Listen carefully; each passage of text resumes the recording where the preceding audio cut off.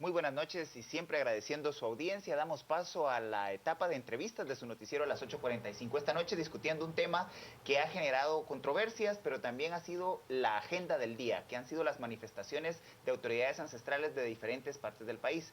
Para ello me acompaña en la entrevista Roxana Ávila. Buenas noches. Buenas noches, Cristian. Y tenemos dos invitados en el set que podrán ampliarnos la visión respecto de lo que ha sucedido en esta jornada el día de hoy en el país.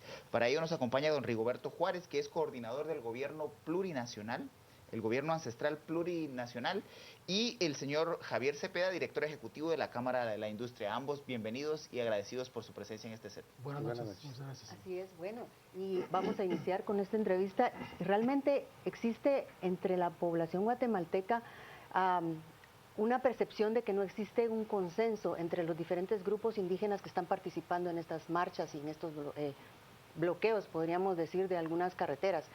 ¿Existe realmente ese consenso sobre el tema de las reformas constitucionales? Porque también se ha visto que hay algunos otros temas que están tratando, como por ejemplo el precio de la energía eléctrica. Yo quisiera que me aclarara el señor Rigoberto sobre ese tema. Sí, obviamente hay que entender que en las comunidades en el interior del país, dadas las situaciones de abandono que hay una serie de necesidades que en un momento de esta naturaleza salen al flote. Pero hay consenso, obviamente hay consenso en todas las autoridades y comunidades en cuanto a la necesidad de la reforma a la Constitución en el tema de justicia. Don Rigoberto, ¿cuáles fueron las autoridades que manifestaron el día de hoy y en qué puntos en el país? Bueno, autoridades en todo el país, en los lugares, digamos, que estuvieron no bloqueadas, sino más bien hubieron manifestaciones de todo tipo, prácticamente toda la parte occidente, noroccidente del país, también norte del país. Lo que hay que aclarar es que no solamente fueron en carreteras, sino que también hubieron concentraciones en distintos puntos, en distintos municipios en el interior del país. ¿Cuál es la lectura de esas movilizaciones por parte de la Cámara de la Industria y del sector empresarial en el país, señor Cepeda?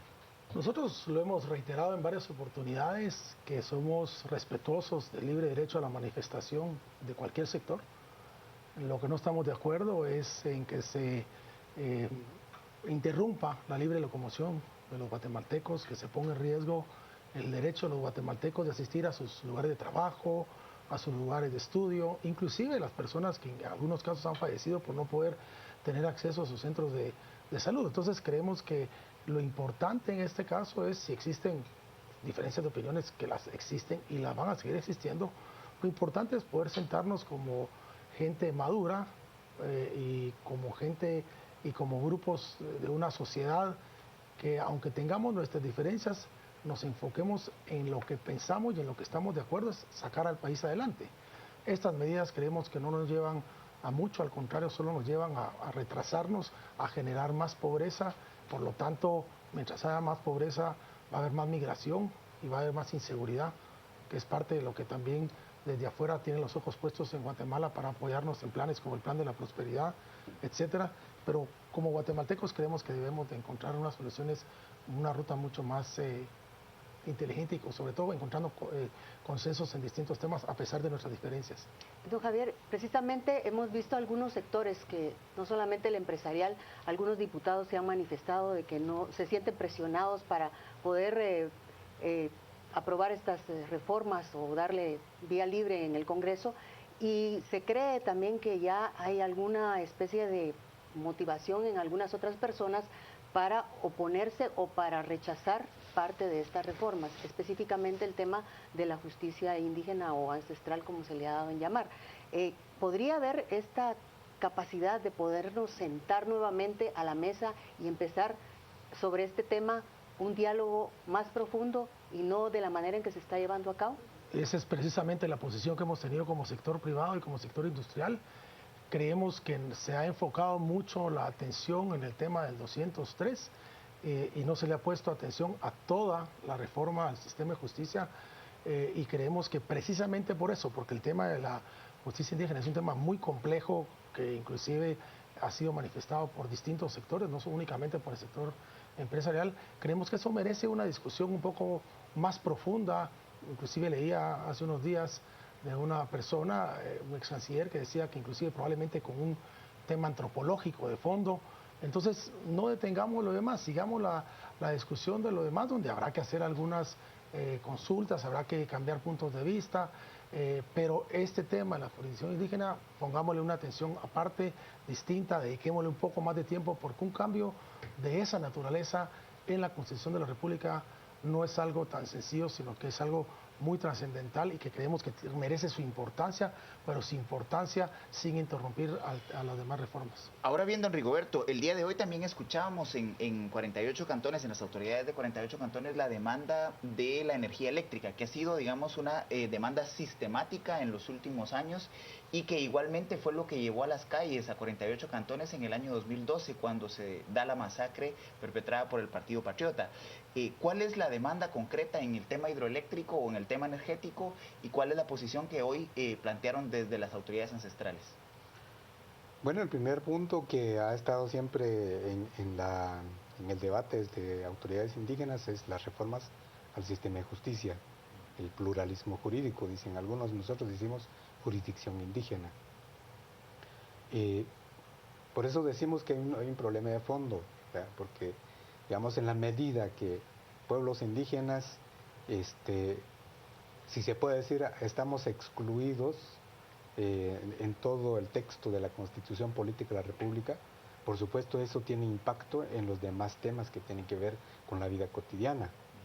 El tema de la energía eléctrica es una situación que está, digamos, lastimando a las poblaciones en el interior del país, no solo por el alto costo, sino que hay incremento a la energía eléctrica constantemente, y eso, por decir, las autoridades, digamos, correspondientes no ponen atención a esa situación, en qué medida se puede regular, digamos, o se puede poner algún freno a las empresas para que tampoco abusen con el cobro de la energía eléctrica, cuando es una responsabilidad del Estado de proporcionar energía eléctrica a las comunidades. Pero es precisamente en ese tema, no solamente el de la energía eléctrica, sino la situación económica que tienen también estos pueblos en diferentes lugares de la República, y creo que ahí es donde está la parte que la población en general no comprende, porque se ve una oposición a las inversiones, se ve una oposición, digamos, hacia todas las situaciones que hay, no solamente las inversiones, a lo del transporte de la energía, por ejemplo, que nos dan el paso para los cableados, y todas estas situaciones están causando que probablemente exista un rechazo de cierta parte de la población porque no hay una congruencia con estas peticiones que ustedes tienen. Yo quisiera que me explicara más este tema porque sí realmente a mí me causa un poco de inquietud, ¿verdad? El hecho de que no se defina si se quiere o no se quiere una inversión, y si se quiere la energía más barata, ¿por qué razón oponerse a los proyectos de inversión? Yo creo que no es un problema, digamos, que la población se oponga a que no haya energía eléctrica. Hay demanda de energía eléctrica. Ahora, el problema es quién la genera, cómo se genera. Es decir, hoy por hoy, hay tres instancias donde pasa la energía eléctrica para que llegue a la población, ¿verdad? Es decir, quién la genera, quién la transporta, quién la distribuye y quién la cobra, ¿verdad? Es decir, toda esa carga, digamos, del cobro de la energía eléctrica se recarga a la población, ¿verdad? Y lo que las comunidades, la población dice es la responsabilidad del Estado de proporcionar energía eléctrica a sus ciudadanos, ¿verdad? Es decir, el que digamos las empresas se encarguen de asumir una responsabilidad del Estado es como quitarse al Estado una responsabilidad que no quiere asumir, ¿verdad? Es decir, aquí hay, como dice aquel estimado de la Cámara, hay un problema de fondo que hay que discutirla a profundidad, porque eso nos va a poner siempre en contradicción si no se aborda con profundidad los temas que están afectando. Ahora, don Javier, en las últimas semanas precisamente el sector energético ha tenido grandes retos en cuanto a algunas, inclusive decisiones jurisdiccionales al respecto. ¿Cómo ha recibido la Cámara esta situación y cómo, digamos, están enfrentando los posicionamientos y las demandas de las comunidades cercanas a los proyectos hidroeléctricos? Yo quisiera partir de algo. La energía más cara es la que no se tiene. Creo que es un buen punto de partida. Y afortunadamente, desde hace 20 años que se generó la nueva ley de energía eléctrica, se logró desmonopolizar la energía eléctrica y la generación de energía eléctrica en Guatemala, y eso ha permitido una no solo más eficiente generación de energía, mayor cobertura en el servicio de energía eléctrica, pero también, por otro lado, abaratar el servicio de energía eléctrica. Y, ojo, a los que tenemos ya cierta edad también probablemente se nos olvida la época de los famosos apagones. Eso es algo que se ha superado al momento, precisamente derivado de la ley y de un cambio de matriz energética. Por un lado, vemos países como el sector eléctrico en Honduras y El Salvador, donde está la energía generada a través de entes estatales, donde están en quiebra. Entonces, ¿cómo después de haber generado un proyecto y un programa, toda una ley de 20 años de poder modernizar, ahora queremos retroceder 20 años atrás? Eso realmente es inaudito. Nosotros no lo vemos lógico, inclusive para las poblaciones más alejadas y las poblaciones más desprotegidas del país. Precisamente por una falta de Estado, creo que como sector privado se ha llegado a cubrir algunas necesidades. Por otro lado, definitivamente este tipo de decisiones que se han dado en algunas cortes, creemos que se ha hecho de una manera sin conocer a profundidad ciertos temas legales. Pongo claramente el convenio 169 de la OIT y la reglamentación del convenio, donde por una deficiencia del Estado en no haber reglamentado el convenio, las consultas del convenio, resulta que ahora deciden algunas cortes cancelar proyectos en operación, lo cual en ningún momento el convenio 169 de la OIT lo consigue. Al contrario, las mismas autoridades de la OIT nos han dicho claramente que no es responsabilidad de los proyectos en operación el hecho de que por eso que no se han hecho las consultas se cierren, por un lado. Y por otro lado, si esa es la tendencia, lo que vamos a venir a generar cierre de empresas, desempleo, pobreza, migración e inseguridad. Y con ese panorama en torno a las demandas de los pueblos y a los proyectos hidroeléctricos, vamos a un pequeño corte comercial y volvemos siempre discutiendo la jornada de actividades del día de hoy desde los pueblos originarios.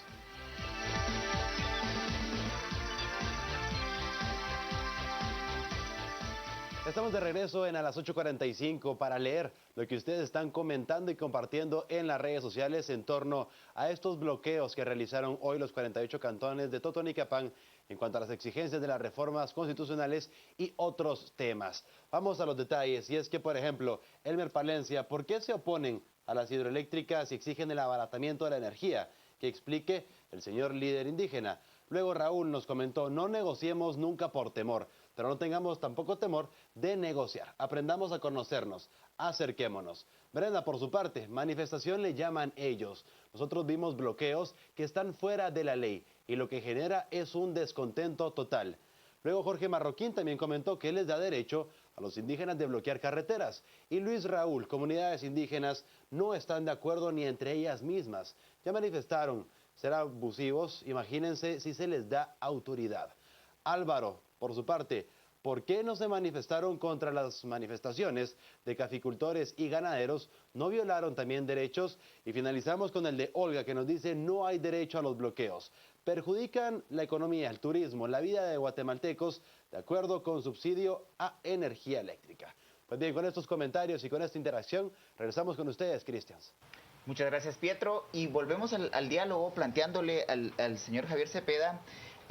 Don Rigoberto ha puesto sobre la mesa una demanda de reconocimiento del Estado de los pueblos originarios. ¿El sector agroindustrial está de acuerdo con ese reconocimiento y se podría hacer a través de la vía del reconocimiento de la jurisdicción indígena? Ya están reconocidos, la propia Constitución lo reconoce y están reconocidas la misma jurisdicción y la misma organismo jurídico, están reconocidos. Lo que pasa es que sí, y es más, en varias oportunidades el sector indígena lo ha dicho que tienen años o más de 500 años de existir. Si ya existe, ya funciona, ¿por qué hay que hacer un cambio a la Constitución de esa forma? Que haya que modificar el sistema de justicia para que funcione y se aplique no solo al sector indígena, sino que en general en Guatemala de una mejor manera, eso es otro tema.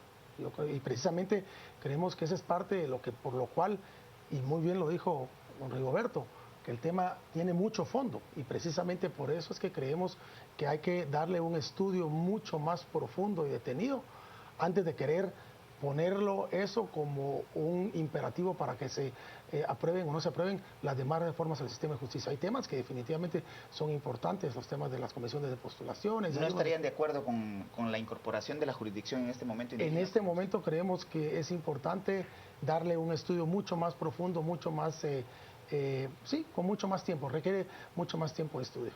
Bueno, pero don Rigoberto, ¿ustedes no temen estar siendo instrumentalizados desde afuera para poder hacer esta provocación a desestabilizar un poco el país? Se han visto en las redes sociales y en algunos medios que ha salido alguna injerencia de parte de algunos grupos que están financiando a los grupos indígenas precisamente, y podrían estar siendo instrumentalizados para llevarlos a un fin y no darse cuenta de eso, ¿o de qué manera usted lo ve? Fíjese que hay una equivocación totalmente infundada, digamos, en este sentido, cuando se dice, no es que los pueblos indígenas están siendo financiados, ¿verdad? Ahí hay una actitud, diría yo, negativa, digamos, hacia la posibilidad de platicar, de dialogar, de proponer desde pueblos indígenas, ¿verdad? Se da a entender entonces que pueblos indígenas no tenemos la capacidad de promover nuestras propias inquietudes y demandas. Claro que no, pero entonces en ese sentido lo que le quiero decir es que no ha habido ninguna injerencia. Más bien la propuesta de pueblos indígenas, y para ser más claro, por ejemplo, hace 20 años, hace 18 años, para ser más exactos, en 1998, se hizo lo mismo. A partir de lo que salió de los acuerdos de paz, se propuso una reforma a la Constitución, ¿verdad? Y pueblos indígenas también hicieron su propuesta para que se incluyeran, digamos, el tema de pueblos indígenas, los derechos de pueblos indígenas en todo el ámbito de la reforma de la Constitución. Ahora, volvemos a caer de nuevo, que no comparto, respeto, pero no comparto la opinión aquí de don Cepeda, que se necesita más discusión.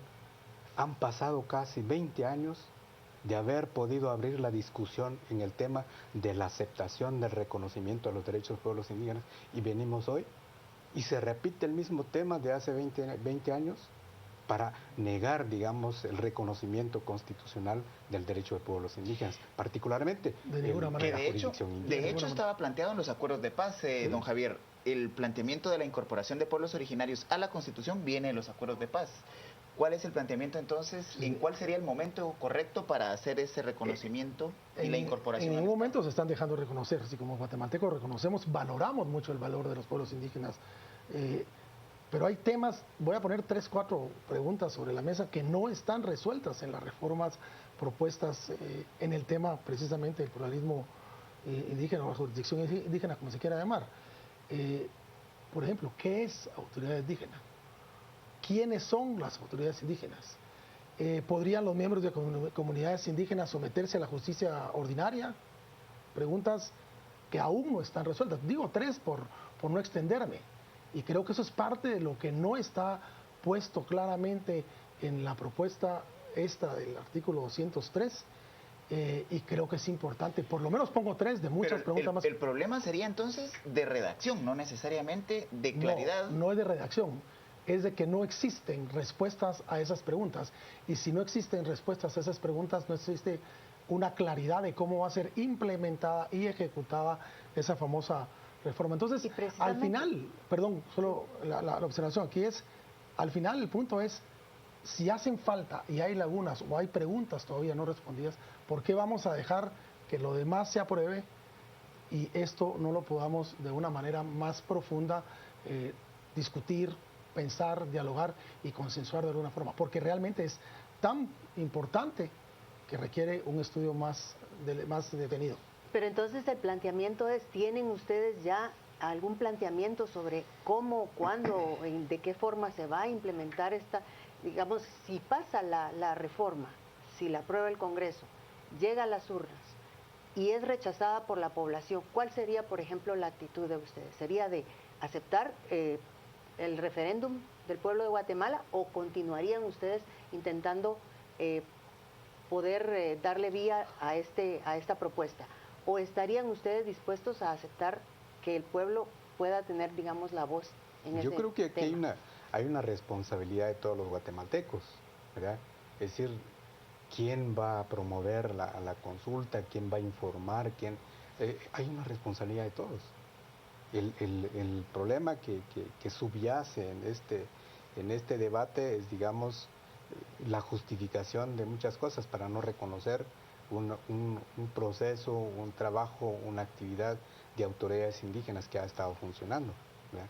Es decir, empezar a dudar o generar dudas, ¿qué va a decir la población si la población es la que ha estado, digamos, haciendo uso de su derecho indígena, del sistema jurídico propio, a través de sus autoridades propias? Don Rigoberto, y con el resto de los planteamientos, Consejo Nacional de Justicia, carrera judicial, ¿cuál es el posicionamiento de los pueblos originarios? Nosotros estamos también apoyando el paquete de reformas.